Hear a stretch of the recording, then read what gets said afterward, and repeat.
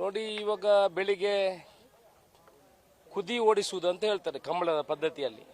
ಅಂದರೆ ಒಂದು trial run ಮಾಡುವಂಥದ್ದು. ಈಗ ಅವರು ರಿಪೋರ್ಟ್ ಕೊಡ್ತಾರೆ, ಇನ್ನೊಂದು 2 ಗಂಟೆ ನಂತರ ನಮಗೆ ರಿಪೋರ್ಟ್ ಕೊಡ್ತಾರೆ. ಕರೆ ಯಾವ ರೀತಿ ಇದೆ, ಅದರ ಕೆಳಗಡೆ ಗಟ್ಟಿ ಇದೆಯಾ ಅಲ್ಲ, ಹೇಗೆ ಆಗಬೇಕು, ಏನಾದರೂ ಚೇಂಜಸ್ ಆಗಬೇಕಾ, ಅದಕ್ಕೆ ಸ್ಯಾಂಡ್ ಹಾಕಬೇಕಾ, ನೀರಿನ ಲೆವೆಲ್ ಕರೆಕ್ಟ್ ಇದೆಯಾ ಅಂತ ಎಲ್ಲ ಈಗ ಅವರು ಒಂದು ರಿಪೋರ್ಟ್ ಕೊಡ್ತಾರೆ.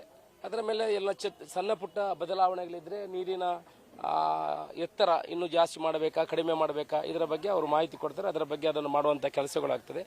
ಇವಾಗಲೇ ಅವರು ಒಂದು ಹಂತದ ಮಾಹಿತಿಯನ್ನು ಕೊಟ್ಟಿದ್ದಾರೆ, ಒನ್ ಆಫ್ ದ ಬೆಸ್ಟ್ ಕರೆ ಅಂತ. ಯಾಕಂತ ಹೇಳಿದ್ರೆ ಕರಾವಳಿ ಭಾಗದಲ್ಲಿ ಸ್ವಲ್ಪ ಲೂಸ್ ಸಾಯಿಲ್ ಇರ್ತದೆ, ಇಲ್ಲಿ ಹಾರ್ಡ್ ಸಾಯಿಲ್ ಇದೆ, ಜೊತೆಯಲ್ಲಿ ಸ್ಯಾಂಡ್ ಕೂಡ ಮರಳು ಕೂಡ ಹಾಕಿದ್ರಿಂದ ಬೆಸ್ಟ್ ಕರೆ ಅಂತ ಹೇಳಿದ್ದಾರೆ. ಇವತ್ತು ಟ್ರಯಲ್ ಓಡುವಂಥದ್ದು ಈಗ ಸ್ಟಾರ್ಟ್ ಆಗಿದೆ. ಇನ್ನೊಂದು ಮಧ್ಯಾಹ್ನದ ನಂತರ ಇನ್ನೊಂದು 2 ಜೊತೆ ಕೋಣಗಳು ಬರ್ತವೆ. ಈಗಲೇ 185 ಜೊತೆ ಕೋಣಗಳು ಉಪ್ಪಿನಂಗಡಿಯಿಂದ ಹೊರಟಿದ್ದಾವೆ. ಇನ್ನೊಂದು 2 ಗಂಟೆಯಲ್ಲಿ ಹಾಸನಕ್ಕೆ 2-3 ಗಂಟೆಗೆ ತಲುಪ್ತದೆ. ಸುಮಾರು 10:30-11 ಗಂಟೆಗೆ ಎಲ್ಲ ಜೊತೆ ಕೋಣೆಗಳು ಇಲ್ಲಿಗೆ ಬರುವಂಥದ್ದಾಗ್ತದೆ. ಒಂದು 10-15 ಜೊತೆ ಕೋಣಗಳು ಡೈರೆಕ್ಟ್ ಅವರು ಈ ಕಡೆಯಿಂದ ಬರುವವರು, ಕುಂದಾಪುರ ಭಾಗದವರು ಈ ಕಡೆಗೆ ಹೊರಟಿದ್ದಾರೆ. ಒಟ್ಟಿನಲ್ಲಿ ವ್ಯವಸ್ಥಿತ ರೀತಿಯಾಗಿ ಎಲ್ಲ ಕೆಲಸಗಳು ನಡೀತದೆ. ಇನ್ನಷ್ಟು 1 ದಿವಸ ಸಮಯಾವಕಾಶ ಇದೆ. ಇನ್ನು ಕೆಲವು ಇನ್ಫ್ರಾಸ್ಟ್ರಕ್ಚರ್ಸ್ ಏನೆಲ್ಲ ಬೇಕಿದೆ, ವಾಶ್ರೂಮ್ಸು, ಅದು ಇದೆಲ್ಲ ಡ್ರೈನೇಜ್ ಫೆಸಿಲಿಟೀಸ್ ಎಲ್ಲ ಮಾಡ್ತಾ ಇದ್ದಾರೆ. ವ್ಯವಸ್ಥಿತವಾಗಿ ಪಾಸ್ಗೂ ವಿತರಣೆ ಆಗಿದೆ ಕೆಲವು VVIPಗಳಿಗೆ. ಬಾಕಿ ಯಾರಿಗೂ ದುಡ್ಡು ಕೊಡುವ ಅವಶ್ಯಕತೆ ಇಲ್ಲ, ಕೂಪನ್ಗಳು ಯಾವುದೂ ಇಲ್ಲ.